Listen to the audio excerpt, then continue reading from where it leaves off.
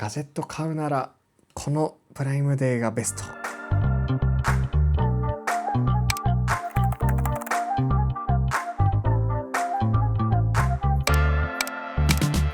こんにちは、トバラグです。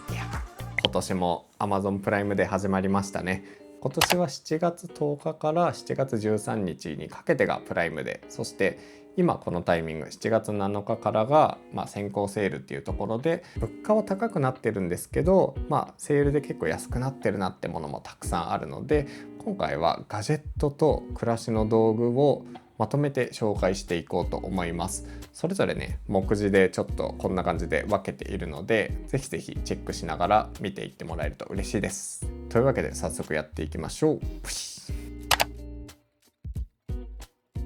はい、というわけで早速画面を見ながら駆け足で紹介していくんですけども、まずやっぱりねチェックしておきたいのがこちらですね。Amazon エコーショー5、これが通常13,000円ぐらいするんですが、6,000円程度で買えます。だいたい何かしら毎回ね安くなるんですけど、今回はこの画面付きのエコーショー5とエコードットっていうやつが安いですね。個人的にはエコーショー5みたいに画面がついてた方がよくて、例えば時計を表示しておく、天気を出しておく、あとはあんまり音楽聴くってことはないんですけど、例えばドアホンとかと連携して映像をね、置き配された時の映像を受け取るとか、そういうので結構使う感じですかね。何はともあれ半額で買えるチャンスっていうのはなかなかないので、このタイミングでポチっておくのがいいのかなと思います。ちなみにエコードットっていう画面がないスピーカータイプのものもあるんですが、こちらは 30% オフだし、画面ないと結構使いづらいと思うんで、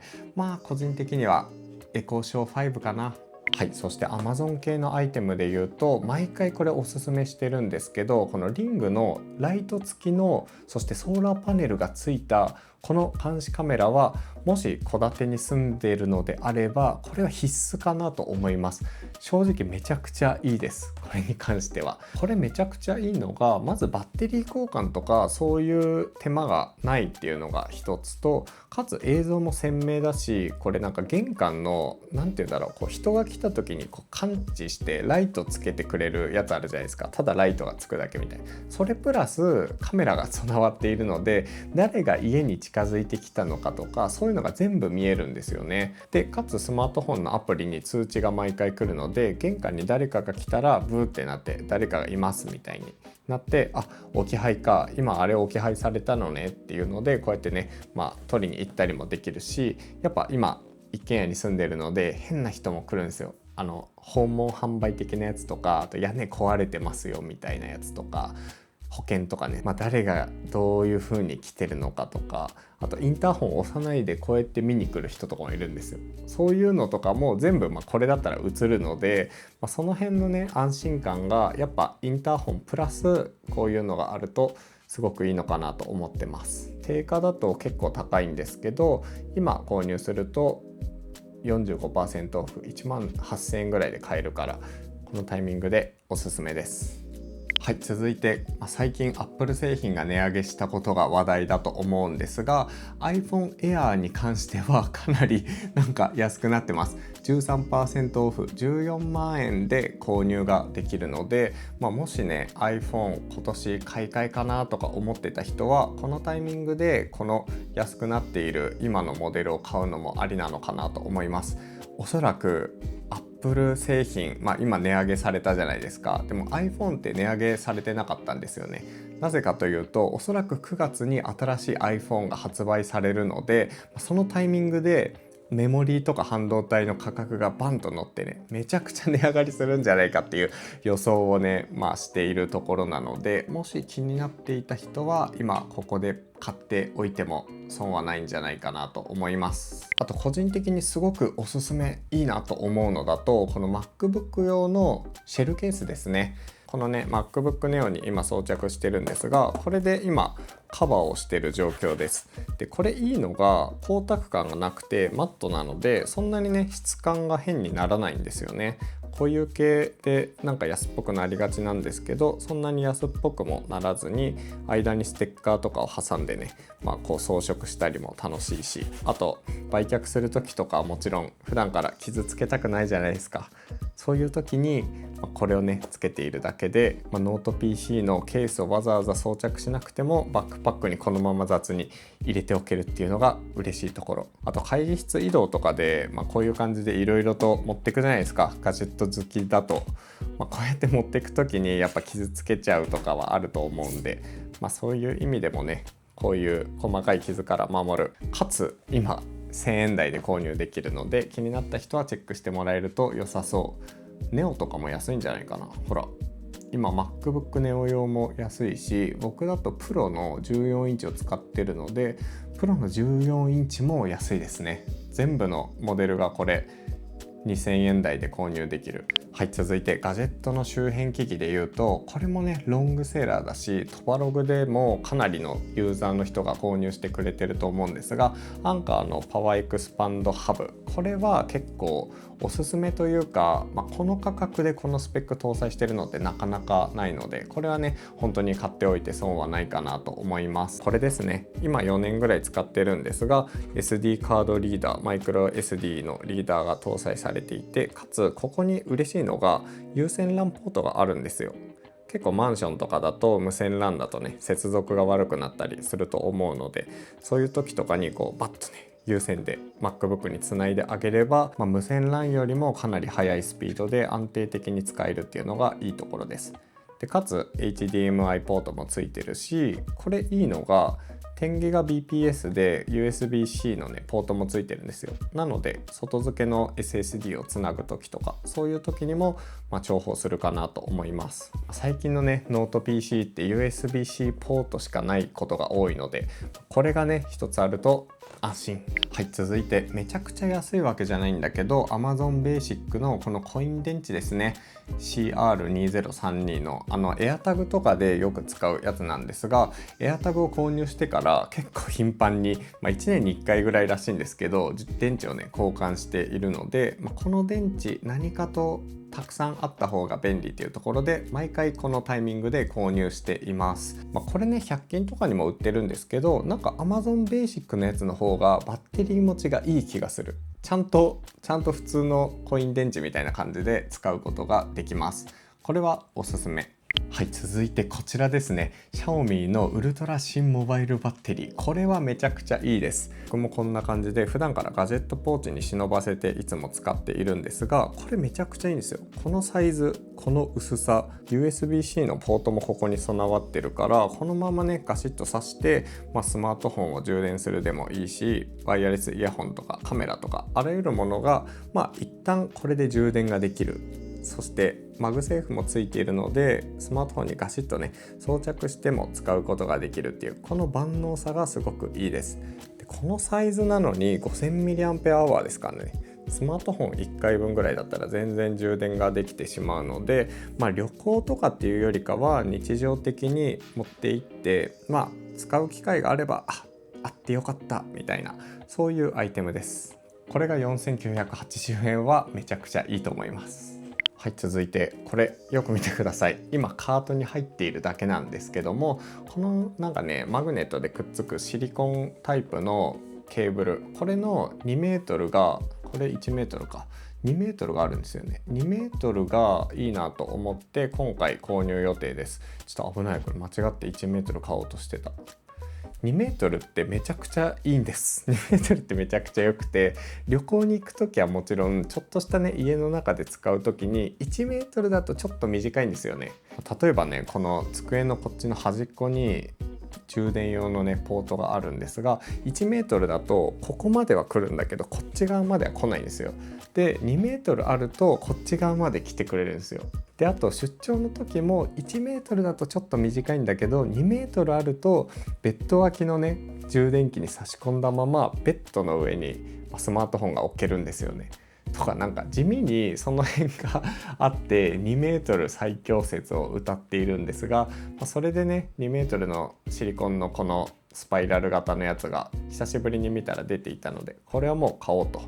いうところで今回ポチっています。で続いてこれもね今回初めて購入する予定でワクワクなんですけど、アンカーのパワーバンクの 25000mAh のやつですね。普段ね 20000mAh級のモバイルバッテリーはこのラブパワー、懐かしくないですか？ラブパワーっていうちょっと前に出ていたこのねモバイルバッテリーを使っていて、これが2万ミリでかつ 70W 給電ができたやつなんですけど、やっぱちょっと古いのと、古いから発火とかがちょっと怖いなと思っていて、買い替えを検討してたんですよね。よくねアップルの発表会とか出張とかね、海外出張に行っている松村太郎さんっていう人がいるんですけど、その人がちょっとねツイッターでこれめちゃくちゃいいですっていう風におすすめしていて、このケーブルがここに1ポート2ポート備わってるんですよね。 USB-C ケーブルが2ポート備わっていて、これ見てくださいよ。こんな感じで123ポートぐらい使うことができて、かつ USB-A のポートがあるってめっちゃ嬉しい。 USB-A ってなんだかんだ使うんで、古いガジェットだったりなんかこう PSP をね充電するやつとか、かつこれ PD 対応 165W 出力ができる MacBook Pro も、充電ができるっていうところで、これはちょっと直近でねお盆だったり、あと海外出張だったりいくつか遠出する予定があるので、1個買っておこうかなと思って今回ポチっています。はい、続いて、これはちょっとお得かなと思ってピックアップしてみたんですが、Surface Pro の1世代前のやつですね。今最新モデル12世代のものがちょうど出てきたタイミングなんですけど、めちゃくちゃ高いです。メモリー高騰によって一番安いモデルでも27万円プラスキーボードを買おうとすると30万円ぐらいになっちゃって、なかなかこうSurfaceユーザーとしてはねおすすめしづらいなっていうところではあったんですが、今この1個前の、いわゆる型落ちモデルであれば、このキーボードがセットになった状態で、一番エントリークラスのねスペックではあるんですけど、20万円で購入できるっていうところは比較的押しやすいのかなと思っています。Surface シリーズはね最近も動画出してるんですけど結構好きで、ペンが使えて、しかも Windows OS を搭載してる、フルのねパソコンとして使える。でそれで好きなキーボードをねこうやって組み合わせながら使うっていうのが結構しやすくてですね、割と持ち運び用は、これのちっちゃい版を使ってるんですが、普通に使うのであれば13インチぐらいあるといいのかなっていうところで、スペック的にもそこまで、弱くはないというか、動画編集がっつりしなければ別に使えるレベルかなと思っていて、これは結構Surface シリーズの中ではいいのかなと思います。注意点としては ARM 版っていうところで、例えば Google 日本語入力が使えないとか、古いねプリンターのドライバーとかがインストールできなかったりとか、そういうことがいくつかね、あったりもするので、日常的にこうサクサクオフィスソフト使いたいとかそういう作業だったら全然いいんですけど、周辺機器いろいろ接続して事務作業したいとか、ソフトダウンロードしたいってなるとちょっと微妙なところではあるので、その辺もね踏まえながら、問題なければこれは結構良さそうかなっていうところですかね。はい、続いてこれですね。これも今回も安くなってます。僕がメインで愛用しているモニターで LG のウルトラファインっていうやつなんですけど、これめちゃくちゃいいのが、まずワイドモニター40インチの結構大きめのやつなんで、画面バーンってくるから、例えば3つぐらいこうウィンドウクロードとかノーションとか Figma とかいろいろ出しておいても、3カラムぐらいで使っても全然問題なくね使えるっていうのと、あと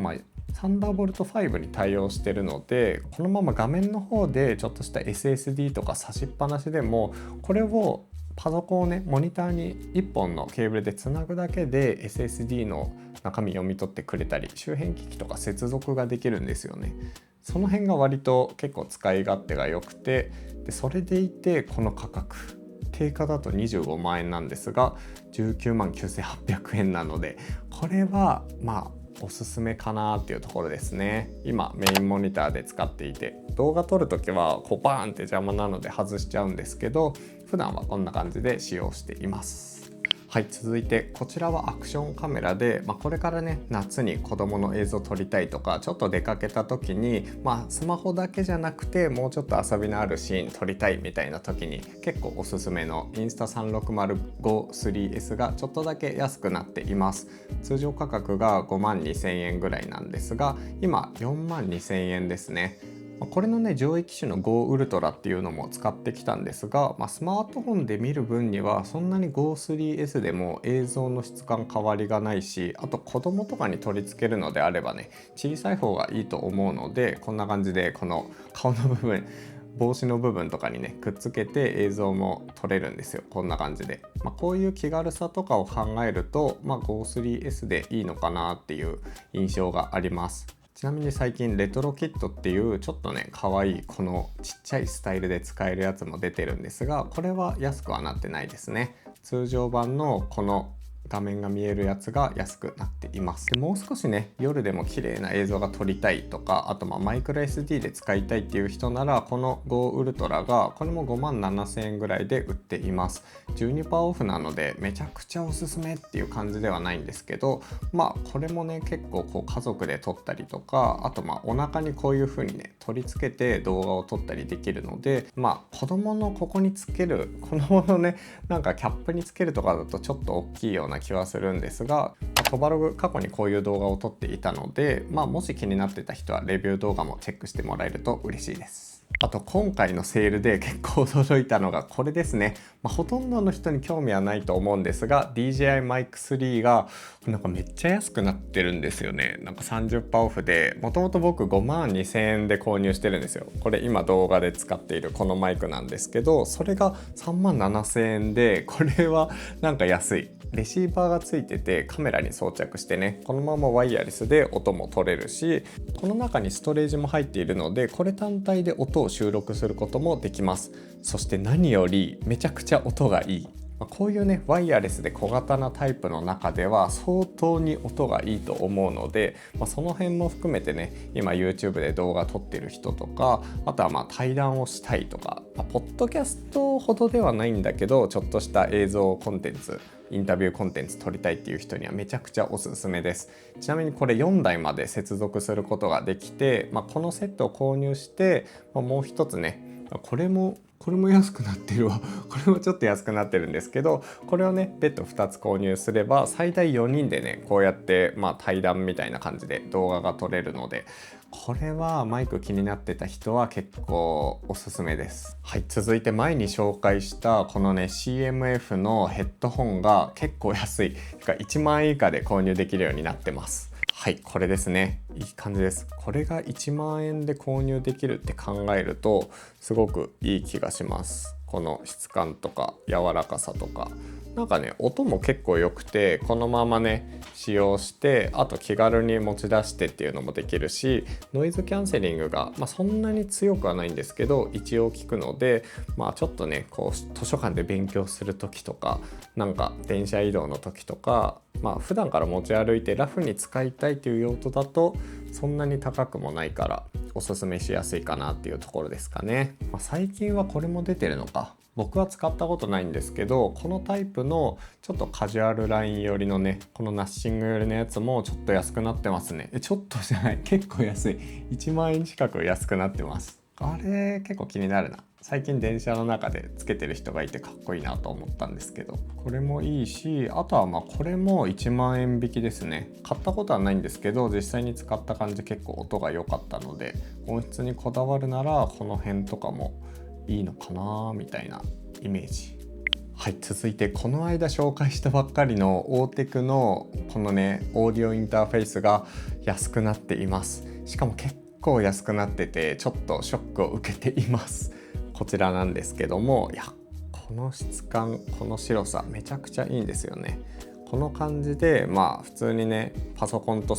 USB-C だけでつないでね、そこから電源供給できるから、別途ね電源いらないから結構重宝するかなと思うんですが、これが安い。これがもともと2万円超えてたのに16,000円はすごくいい感じです。そして地味にショックなのがこのオーテクの AT2040 のダイナミックマイクも安くなってます。僕購入した時 10% オフでラッキーとか思ってたんですが 20% オフ、15,000円を切るぐらいの価格で出てますね。すごくショックなんですけども、これ自体はやっぱりねこういうダイナミックマイクで真っ白で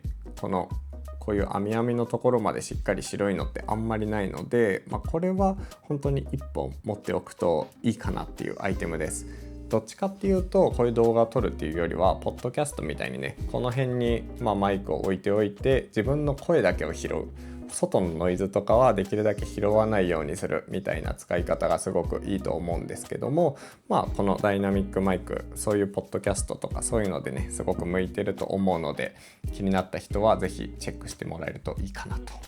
はい、続いてもちょっとしたショックアイテムなんですけども、こちらですね。このキークロン K0MAX9MK が 20% オフになってます。実はこれ昨日ポチったんですよね。昨日1万4000円になってて、それでも使うかと思ってポチってね、今日さっき届いたんですけど、もう先行セールでさらに 20% オフになってて、ちょっと涙目です。でも開封してしまったのでこのまま使いたいと思います。普段ね自宅で作業するときはここに点キーがあるのでほぼ使わないんですけど、出先ですね、ちょっと外出先でこうねキーボードこういうの使いたいってなった時にちょっとあった方がいいなと思っていて、これは 170g ぐらいでかなり軽量だし、このねロープロファイルのスイッチを搭載してるから打鍵感も結構いいなと思っていて、これをポチっています。いつもはねこのマイクロソフトの点キーを使っているんですけど、最近やっぱねこのスイッチが、もう少し気持ちのいいスイッチでカタカタと動画編集したいなっていうところと、あとこれに関してはキーマッピングができないんですよね。キーマッピングができないので、やっぱりこうキーマッピングを自分でこのキーボード上でできるものが欲しいと思っていて、これが一番ちょうど良さげだったのでこれを購入しています。海外出張とか、あと実家帰省とか長期でね外出する時用に使いたいイメージですかね。ちなみに流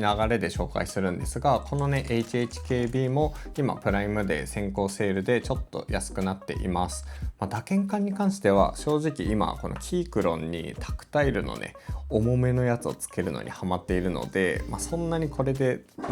キーボード入力していることはないんですけど、これだとねオールインワンで本当にもう電池でこの電池式なんですよ。バッテリーじゃなくて電池だから、これごとスーツケースに入れて海外とか旅行にも行けるのがいいなっていうところと、あと何よりこの打鍵感ですよね。打鍵感とかこのねこっちの端っこのタッチとかもすごくこうしやすくて、そんなにねこう打ち損じみたいなのがないっていうところがいいかなと思っていて、これはね本当にしっかりと使うときはこれを使うかなみたいなイメージです。これが先行セールで33,000円ですね。はい、続いてこのニルキンのキーボードがちょっとだけ安くなってますね。先行セールで7,500円っていう形なんですが、これは結構ねキーマッピング自分でしない人にとってはいいのかなと思っていて、iPad とか、スマートフォンとかそういうのとセットで使う時に完全にこう三つ折りができるんですよ。で開くとこういう風にねキーボードが備わっていて、かつここがトラックパッド兼点キーになるんですよね。これがトラックパッド絶対使いたい人にとってはすごくおすすめで、これがついてることでね本当にもう手元これだけで、スマートフォンに X リアルとかああいうグラスをつないでこれだけでもうパタパタとね作業することができるから、キーマッピングをしなくていい人はおすすめなのかなと思います。はい、続いてケンジントンのスリムブレードのホワイトがかなり安くなっています。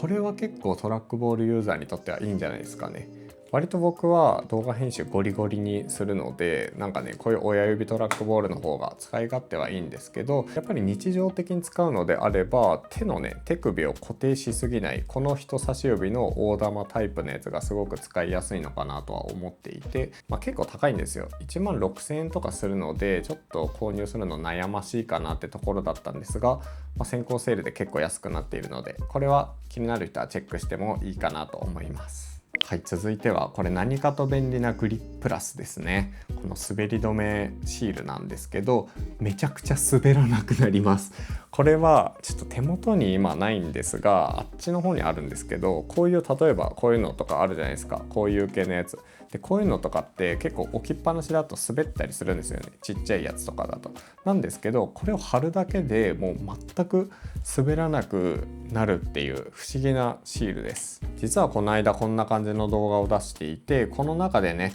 MacBook のこのキーボード部分にいろいろと周辺機器を載せて使うなら、グリップラスを装着してタイプスティックス使うといいよっていう話したんですが、そういう使い方だったり、ずれて欲しくないアイテムを固定するとか、そういうのがねできるので1個持っておくとすごくいいと思います。はい、続いて毎回こういうセールのタイミングで紹介してるんですけど、このね今デスクを支えているこのスタンディングデスクフレキシスポットの E7W が相変わらず安いですね。こういうタイミングもう僕これ57,000円の定価で買ってるんですが、今39,900円で購入ができるので、とりあえずスタンディングデスクが欲しいという人はこの足だけ買って、あとは板はね別途プレダクツで購入するとか、ホームセンターで安い修正剤購入して貼り付けるとか、そういうねいろいろ使い方ができると思うので、これは結構買っておいて損はないかなと思います。おそらく次に安くなるタイミングは半年後のブラックフライデーなんじゃないかなっていう。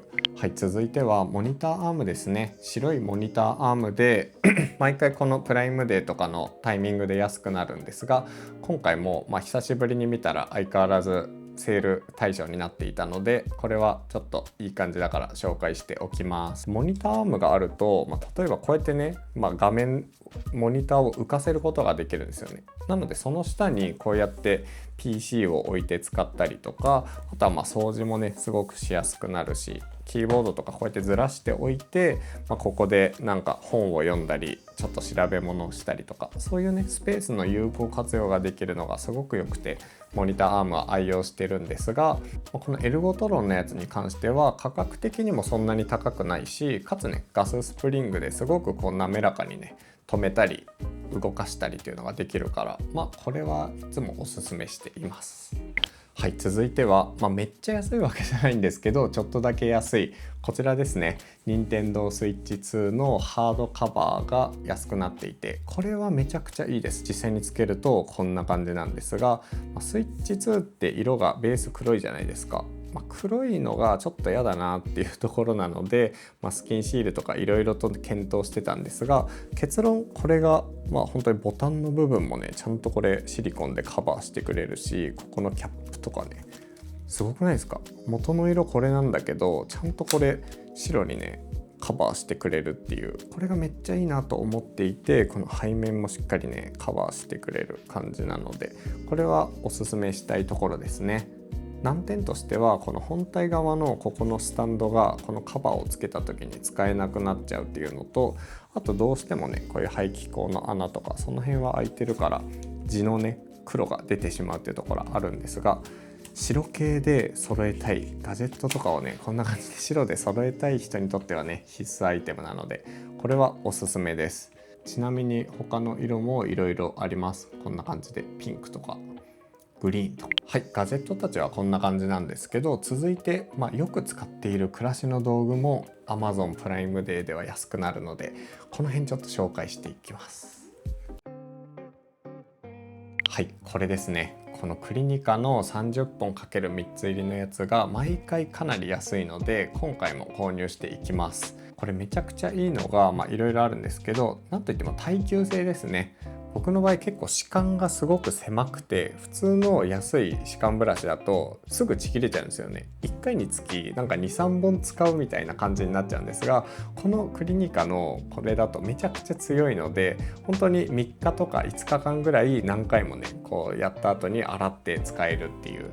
それでこの30本ってそんなに多くないように見えるんですが、90本あれば、半年間は少なくとも夫婦で持つかなっていうのがあって、毎回このプライムデーとブラックフライデーのタイミングで購入しております。去年ぐらいまでは多分800いくらとかだったと思うんですけど、この値上げの状態とかもあるっぽくて1100円になってますね。それでもやっぱ他で買うよりもだいぶ安く買えるので、これはもうポチです。でも歯ブラシ系で言うと毎回ねソニックケアは安いんですが、今回はこれがいいかなと思っています。僕も今メインって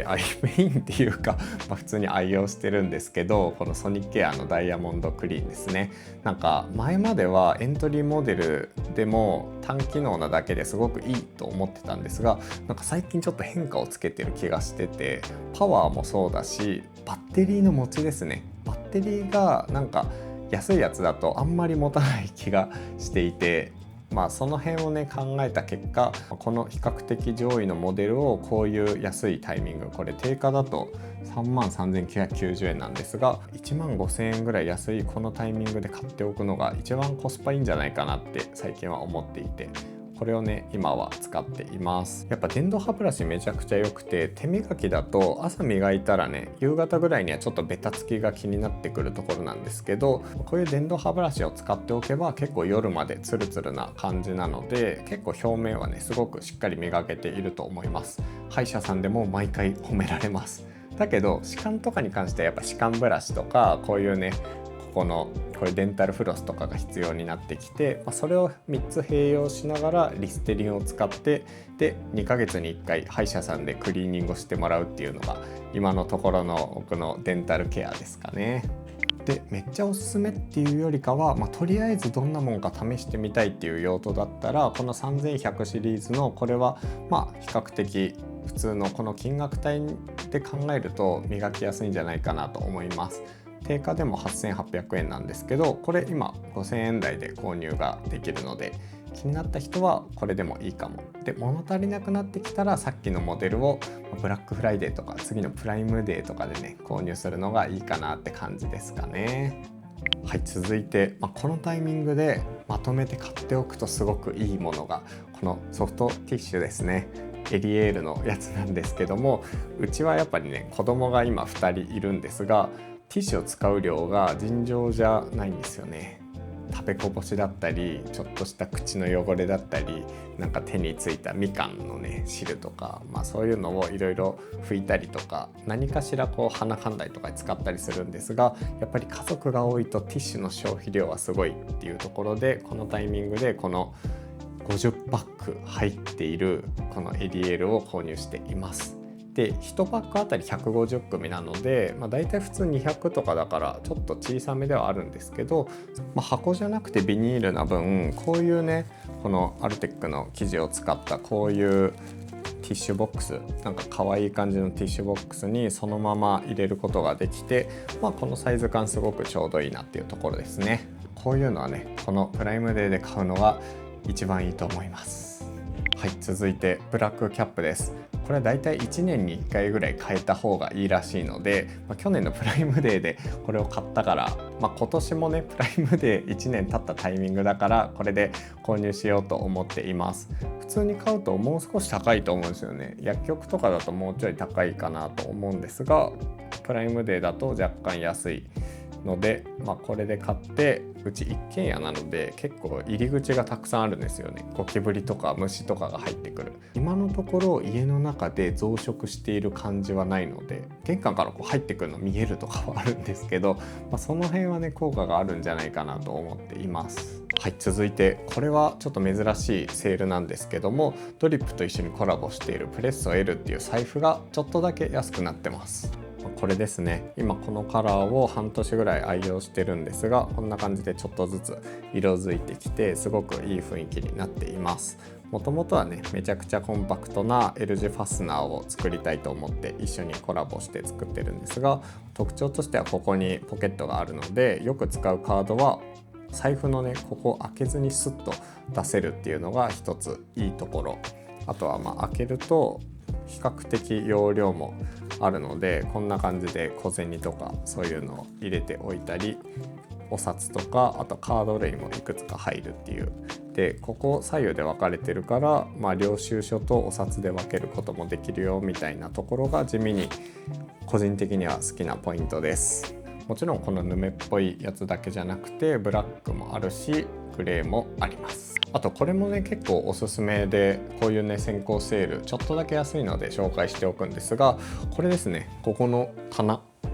こうやって今賃貸なんですけど、賃貸にもこうやって取り付けながら使えるこの棚、これが見せる収納としてもすごくいいし幅広だし、何よりこれ金属なのですごく薄いんですよ、このマチが。その辺が見栄えもすごくいいから、この山崎実業の石膏ボード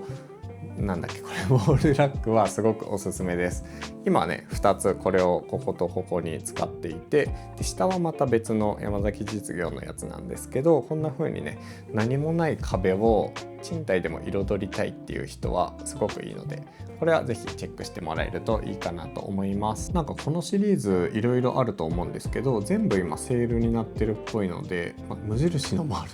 無印のも含めセールになってるから、やっぱこういうタイミングで購入して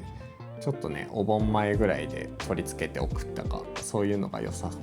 はい、続いて、炭酸水メーカーですね。炭酸水メーカーは家でこれ毎日使っていてかなりいいなと思ってます。まずペットボトルのゴミが出ない、そして頻繁に買わなくても家の水をちょっとね入れるだけで炭酸水になるっていうのがすごくいいポイントですね。で炭酸水メーカーって見た目が結構安っぽいものが多いんですけど、これに関してはかっこいい金属のサラサラした質感で、本当にキッチンに置いておいても全然違和感がないかっこよさだから、これは本当にいいなと思っています。クラフトコーラ作ったりとかお酒割ったりとか家でよく炭酸水使う人はこのタイミングに良さげで、水なんですけども、これね今あれにはなってない、セールにはなってないんですが、毎回購入してるのが白神山地のこの水ですね。20リットルが1箱になっているやつで、これを購入しています。っていうのも、コーヒーを豆からいつも入れてるんですが、だいたい何を見ても白神山地の水がいいっていうんですよね。確かこれめちゃくちゃ軟水なんですよ。硬度がわずか 0.2 っていうレベルで、めっちゃ軟水だとよりねコーヒーとかそういうお茶抽出する時に成分がちゃんと出やすい、水に溶け込みやすいらしくて、それでコーヒー好きの間ではみんなこれを使ってるみたいなんですけど、そんなに言うならちょっと調べてみるかと思ってみたところ、20リットルでも結構安くないですか。1800円ぐらいで購入できるから、なんか温泉水とか結構高いんですよね。鹿児島の温泉水とか高いけど、これだったらいいなと思っていて、今もう3回ぐらいリピートして購入してます。あと20リットルぐらいあると、今使っているのはもちろん災害で断水とかしても、これがストックになるんですよね。余談ですけど、僕東日本大震災の時福島県に住んでいて、津波の被害はなかったんですけど、やっぱね一番辛かったのは断水だったんですよね。断水とか電気がないっていうのが一番やっぱしんどくて、みんなね川に水汲みに行ってとかやってたんですけど、やっぱ飲み水ぐらいはちゃんと確保しなきゃなっていうところで、こういう水はちょっとストックしておくといいのかなと思っています。はい、あと定期的に買ってるんですけど、この夜間の麦茶のラベルレスがやっぱ安いですね。1本あたり69円で、結構やっぱ子供がいつも麦茶を飲むので、毎回こう元をねボトルに入れて2リットルで作ってるんですけど、時々それが切らしちゃう時もあるから、これもストックしておくと移動する時とか家でちょっと飲む時に便利。はい、続いてこれは今回購入するものなんですけども、このアイマスクが結構良かったんですがなくしちゃったので、それのプレミアム版を購入しています。アイマスクそんなに使うことないとは思うんですけど、例えばね、直近で飛行機で長時間ね乗るっていう予定があるので、その時に使いたいなと思ってて、耳栓は動画で紹介したばっかなんですが、こんな感じで大量のストックがあるんですよ。で耳栓はもちろんアイマスクがあるとこうね飛行機の中で寝る時も結構いいなと思ってて、それでこれを購入するわけですね。これに関しては目にね直接ピタッて当てるタイプじゃなくて、周りを囲うタイプなので、結構目元というか目のこの眼球は楽なんですよ。しかも完全に密着して真っ暗にしてくれるので、飛行機とか移動中、あとホテルとかね、そういういつもと違う環境で睡眠をするのであれば、これプラスアイマスクがあると結構いい感じになるので、これはね購入しています。ちょっと前に使ってたやつがすごく良かったんで、これも多分いいと思うんですよね。はい、という感じで、今回ちょっと長くなっちゃったんですけど、いろいろといつも使っているものかつすごく安くなっているおすすめのアイテムを中心に紹介してみました。Amazon のプライムデーはねこれから始まったばっかりなので、トバログでもこんな感じでちょっとね概要欄にまとめているから、もしね気になった人はチェックしてみてください。ストアフロントとかでもね定期的にまとめておこうと思うので、そちらも概要欄からチェックしてもらえると嬉しいです。はい、良い買い物ライフを。というわけで次の動画でお会いしましょう。トバログでした。